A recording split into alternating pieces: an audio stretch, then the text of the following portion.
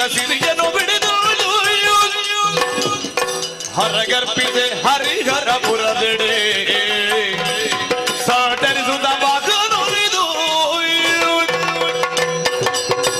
ಸಾಧನೆಯ ಪ್ರತೀಕವಾಗಿ ನನಗೆ ದೊರೆತದ್ದು ಹೊರೆಯಾಗಿರುವಂತಹ ಕಪ್ಪಗಳು, ಕಾಣಿಕೆಗಳು, ಚಿನ್ನ, ವಜ್ರ, ವೈಡೂರ್ಯಗಳು, ಅಧಿಕಾರ. ಆದರೆ ಇದು ನನಗೆ ಬೇಕೇ? ಸಾಕೇತದಲ್ಲಿ ನನಗೆ ಬೇಕಾದಷ್ಟಿದ್ದರೂ ಕೂಡ ಯಾಕೆ ದಿಗ್ವಿಜಯಕ್ಕಾಗಿ ಹೊರಟೆ? ಪ್ರಭು ಪರಮೇಶ್ವರನ ಅನುಗ್ರಹ, ಆ ಹರಿಯ ಸಂಕಲ್ಪ ಅಂತ ಹೇಳಿದರೆ ತಪ್ಪಾಗಲಿಕ್ಕಿಲ್ಲ. ಅವರ ಅನುಗ್ರಹದಿಂದ ದೊರೆತಿರುವಂತಹ ಈ ವಸ್ತುಗಳು ನನ್ನ ಉಪಯೋಗಕ್ಕೆ ನಾನು ಉಪಯೋಗಿಸಿಕೊಂಡ್ರೆ ಸರಿಯಾದೀತೆ. ನನಗೆ ಬೇಡ. ನಿಸ್ವಾರ್ಥವಾಗಿ ದೈವೀಭಾವ ಸಮರ್ಪಿತರಾಗಿ ಇದುವರೆಗೆ ಬದುಕಿದಂತಹ ನಾನು ಆ ದೇವರಿಗೆ ಅರ್ಪಿಸಬೇಕು ಅಂತ ಆದರೆ ಹರಿಹರಪುರವನ್ನು ಸೇರಬೇಕು. ಅಲ್ಲಿರುವಂತಹ ಆ ಈಶ್ವರ ಪರಮೇಶ್ವರನನ್ನು ತಪಸ್ಸಿನ ಮೂಲಕ ಧ್ಯಾನಿಸಬೇಕು, ಅರ್ಚಿಸಬೇಕು, ಮೆಚ್ಚಿಸಬೇಕು. ಆದ ಮೂಲದಲ್ಲಿಟ್ಟು ಧ್ಯಾನಾಸಕ್ತವಾಗಿ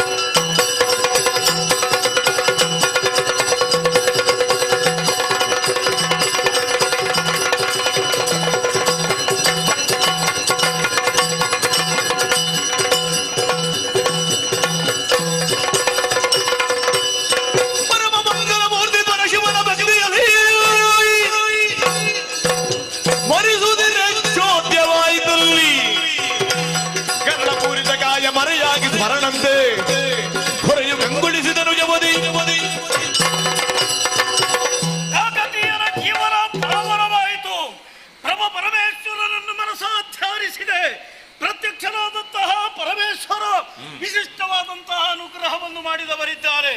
ವಿಷಪೂರಿತವಾದಂತಹ ಕಾಯ ಮಾಯವಾಗಲಿ, ಸುಂದರ ರೂಪ ನಿನಗೆ ಬರಲಿ ಎಂದು ಹೇಳಿದ ಕ್ಷಣ ಶಿಲಾಖಂಡದಂತಿದ್ದಂತಹ ನಾನು ಈಗ ಕೋಟಿ ಸೂರ್ಯ ಪ್ರಭೆ ಅಂತೂ ರಂಜಿಸುತ್ತಾ ಇದ್ದೇನೆ. ಅಷ್ಟು ಮಾತ್ರವಲ್ಲದೆ ವಿಶೇಷವಾದಂತಹ ಸರ್ಪಾಸ್ತ್ರ ಹಾಗೂ ವಜ್ರಾಸ್ತ್ರ ನನ್ನ ಪಾಲಿಗಾಗಿದೆ. ದಿಗ್ವಿಜಯವನ್ನು ಮುಂದುವರಿಸಬೇಕಾಗಿದೆ. ಹೋಗ್ತಾರೆ.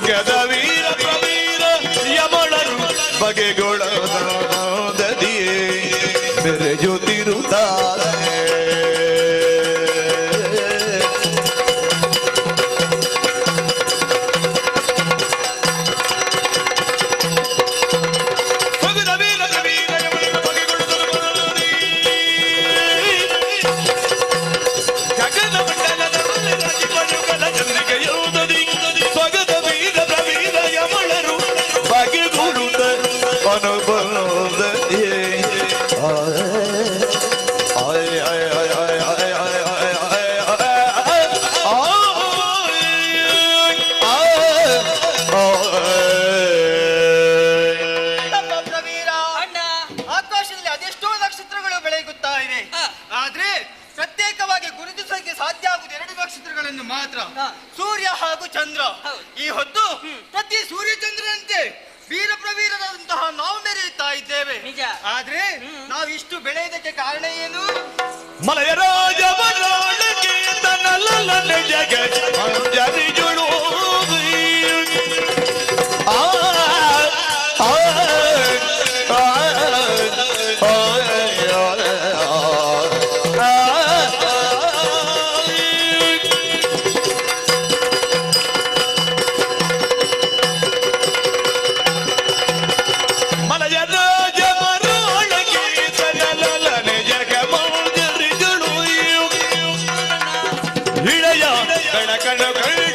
ಗುರುಕುಲದೊಳಗೆ ವಿದ್ಯೆಯ ಪ್ರಭೆಯುಳು ಬೆಳೆದು ಮುದದಿ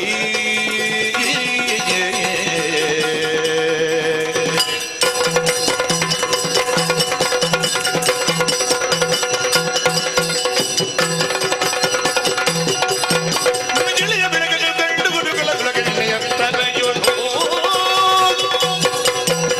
ಮಲಯರ ಜಮರೊಳಗೆ ತನ್ನಲನೆಯ ಜರಿಯುಳು ವೀರ ಪ್ರವೀರರು ದೋಷದೇ ಮೆರೆಯುತ್ತಿರುತ್ತ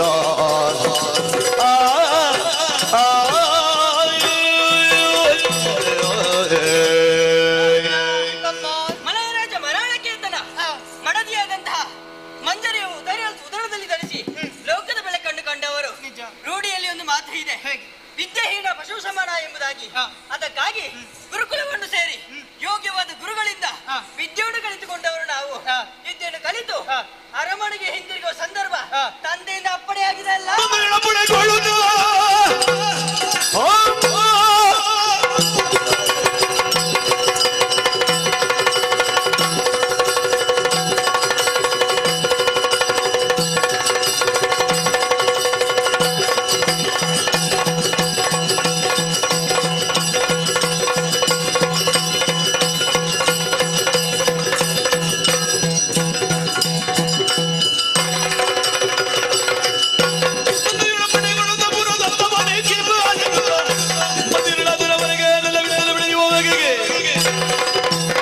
ಅರಮನೆಯಿಂದ ಪ್ರವೇಶ ಮಾಡಿದಂತಹ ನಾವು ಮನಸ್ಸಿಗೆ ಬಂದಂತಹ ಬೇಸರ ಕಲಿತಂತಹ ವಿದ್ಯೆಯಲ್ಲಿ ಪ್ರಕಟ ಮಾಡಿಕೊಳ್ಳಬೇಕು. ಅವಕಾಶ ಕೇಳಿದಾಗ ಅಪ್ಪಣೆಯನ್ನು ಮಾಡಿದ್ದಾರೆ. ಏನು? ಹಾಗಾಗಿ ಮುಂದುವರೆದು ಬಂದಾಗ ಏನದು ಶಬ್ದ?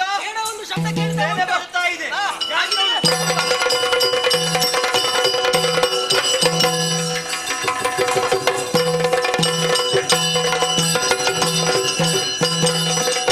ಹಿಂದೆ ಮುದರಿದ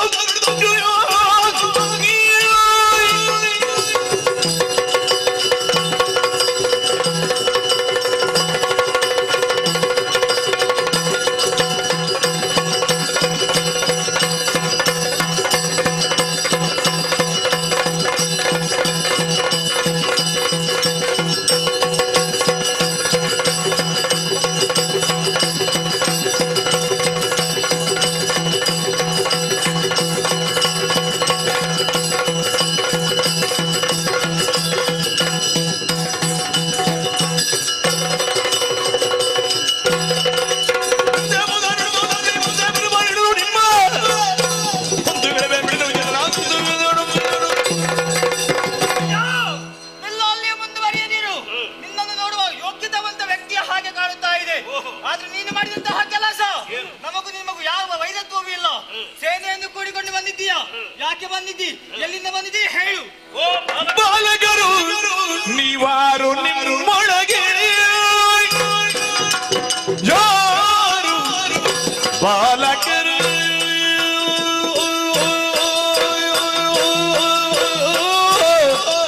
ನೀವು ಯಾರು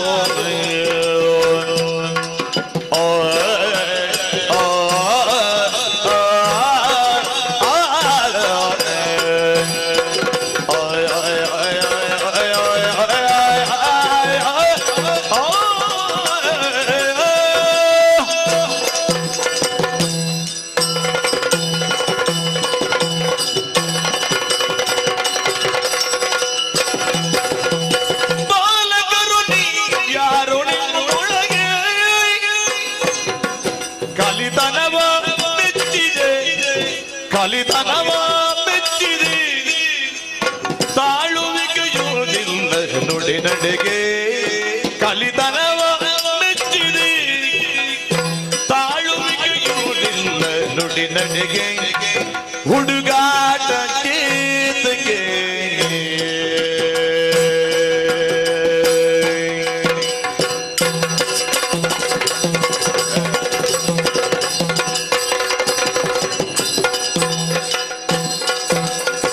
ಮುದ್ದು ಸುರಿಯುತ್ತಲಿ ಹುದು ಕೆನ್ನೆಗಳು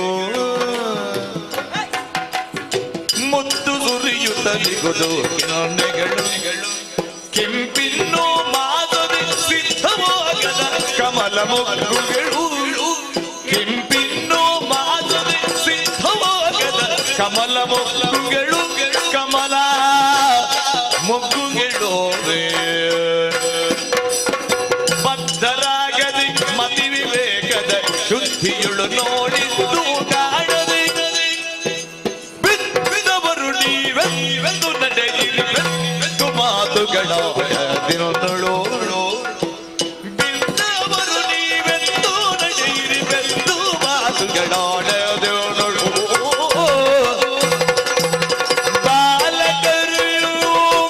ಬಾಲಕರು ನೀವು ಯಾರು ನಿಮ್ಮೊಳಗೆ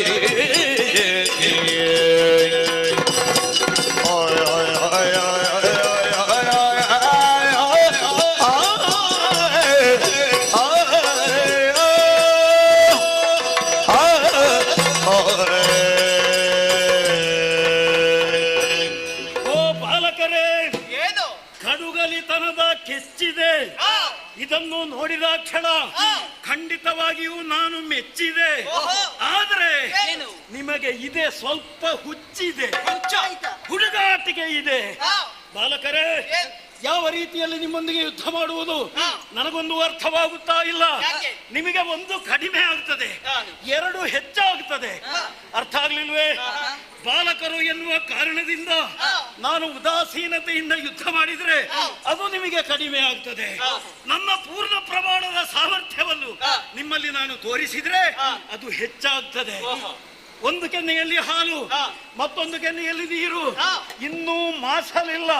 ನಿಮ್ಮ ಅಮ್ಮ ಕೊಟ್ಟಂತಹ ಮೊಲೆ ಹಾಲು ಇನ್ನೂ ನಿಮ್ಮ ಗಲ್ಲದಲ್ಲಿದೆ. ಮುಖದ ನಸುಗೆಂಪು ಬಣ್ಣ ಇನ್ನೂ ಮಾಸಲಿಲ್ಲ. ಆದ ಕಾರಣ ಹೇಳ್ತಾ ಇದ್ದೇನೆ, ಈ ಸಂದರ್ಭದಲ್ಲಿ ನೀವು ಯುದ್ಧ ಮಾಡುವುದು ಸರಿಯಲ್ಲ. ನಿಮ್ಮ ಹಿರಿಯರನ್ನು ಕಳುಹಿಸಿ. ನಮ್ಮ ವಿಚಾರ ಯಾತಕ್ಕೆ ನಡೆ ನಡೆ ನಡೆ ನಡೆ ನಡೆ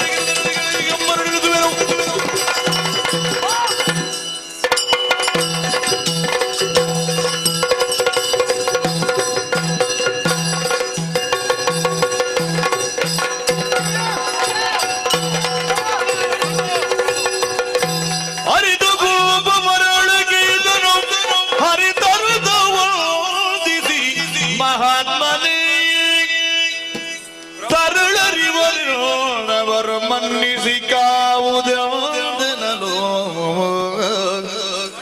ಅಯ್ಯ ಮಹಾತ್ಮನೇ ಅಯ್ಯ ಪ್ರಭು, ನಿಮ್ಮ ಘನತೆ ಏನು ಮರ್ಯಾದೆ ಏನು ಎಂಬುದನ್ನು ತಿಳಿಯದೆ, ನಿಮ್ಮ ಪರಾಕ್ರಮವನ್ನು ಅರಿಯದೆ ನಿಮ್ಮಲ್ಲಿ ದುರವನ್ನು ಬಯಸಿದ್ದಾರೆ ಪ್ರಭು. ತರಳರಿರುವರು ಎನ್ನಯ ಮಾಡಿದುದು ಶತಾಪರಾಧವಾಯಿತು. ಮನ್ನಿಸಬೇಕು ಪ್ರಭು, ಮನ್ನಿಸಬೇಕು. ವಯೋವೃದ್ಧರು ಹೌದು, ಜ್ಞಾನವೃದ್ಧರೂ ಹೌದು, ಮಲಯಪುರದ ಅರಸರಾದಂತಹ ಮರಾಳಧ್ವಜರು. ನಿಮ್ಮ ಮಕ್ಕಳು ಅವರು ಎನ್ನುವಂತಹ ವಿಚಾರವನ್ನು ಅವರು ನನ್ನಲ್ಲಿ ತಿಳಿಸಿರುತ್ತಿದ್ರೆ ಖಂಡಿತವಾಗಿಯೂ ನಾನು ಯುದ್ಧ ಮಾಡುವುದಕ್ಕಿಲ್ಲವಾಗಿತ್ತು. ಈ ಹುಡುಗರ ಮೇಲೆ ನನಗೆ ಅಭಿಮಾನ ಹುಟ್ಟುತ್ತಾ ಇದೆ, ಯಾವ ಕೊರತೆಯೂ ಇಲ್ಲ ಅವರಿಗೆ. ಆದ್ರೆ ಲೋಕಜ್ಞಾನ ಸ್ವಲ್ಪ ಕಡಿಮೆ ಇದೆ. ಒಬ್ಬನಿಂದ ಇನ್ನೊಬ್ಬ ಪರಾಕ್ರಮಿ ಇದ್ದಾನೆ, ಗುಡ್ಡಕ್ಕೆ ಗುಡ್ಡ ಅಡ್ಡ ಇದೆ ಎನ್ನುವಂತಹ ಸತ್ಯವನ್ನು ಅವರು ಅರ್ಥ ಮಾಡಿಕೊಳ್ಳಿಲ್ಲ. ಅವರಿಗೆ ಜೀವನದಲ್ಲಿ ಕಡಿಮೆ ಬೇರೆ ಯಾವುದೂ ಅಲ್ಲ, ಪೆಟ್ಟು ತಿನ್ನಿಲ್ಲ ಇದುವರೆಗೆ. ಆದ ಕಾರಣ ಎರಡೆರಡು ಏರಿಸಿದೆ, ಈಗ ಬುದ್ಧಿ ಬಂದಿರಬಹುದು. ಮಕ್ಕಳೇ ಬನ್ನಿ ಮಕ್ಕಳೇ, ಯಾವ ದ್ವೇಷವೂ ನಿಮ್ಮಲ್ಲಿ ನನಗಿಲ್ಲ. ನಾವು ಪ್ರಪಂಚವನ್ನು ಯಾವುದರಲ್ಲಿ ಗೆಲ್ಲಬೇಕು ಗೊತ್ತುಂಟ? ಆಯುಧದಿಂದಲ್ಲ, ಪ್ರೀತಿಯಿಂದ ಪ್ರೀತಿಯೋ ಸಕಲರ ರೀತಿಯೋ ಗೆಲ್ಲುವಷ್ಟೇ. ಹೌದು, ಖಾದಿಯು ನಮ್ಮನ್ನು ನಾವು ಗೆಲ್ಲಳವೇ. ಸೋತ ಘಟು ಬದೋಡಾತು ಬಿದ್ದವನನ್ನು ಧೋತಿಯುಳ್ ಮೇಲೆತ್ತುವ ನಿಜ ಮಿತ್ರ. ಸಕಲರ ರೀತಿಯು ಗೆಲ್ಲುವಸ್ತ್ರ ಖಾದಿಯು ನಮ್ಮನ್ನು ನಾವು ಗೆಲ್ಲಲವೇ. ಬಾಲಕರಿರ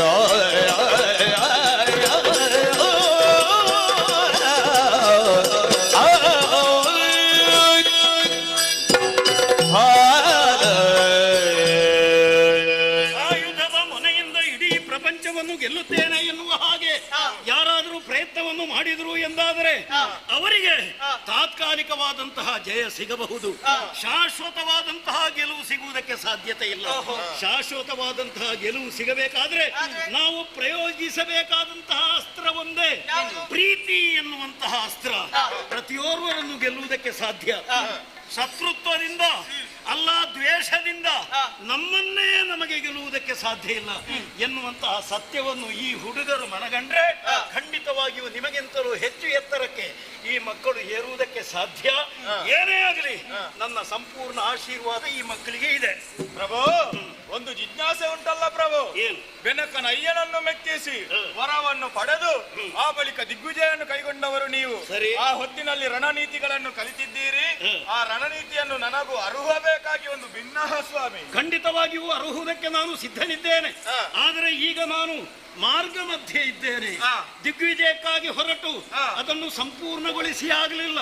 ಸಂಪೂರ್ಣಗೊಳಿಸಿದ ಮೇಲೆ ರಾಜಧರ್ಮ ಅದರ ಮರ್ಮ ಏನು ಎಲ್ಲವನ್ನೂ ನಿಮಗೆ ನಾನು ಸವಿಸ್ತಾರವಾಗಿ ತಿಳಿಸುವವನಿದ್ದೇನೆ. ನಾನು ದಿಗ್ವಿಜಯಕ್ಕೆ ಮುಂದುವರಿಸಲೇ ನಾವು ನಿಮ್ಮ ಜೊತೆ ಬರ್ತೇವೆ. ಸಂತೋಷ.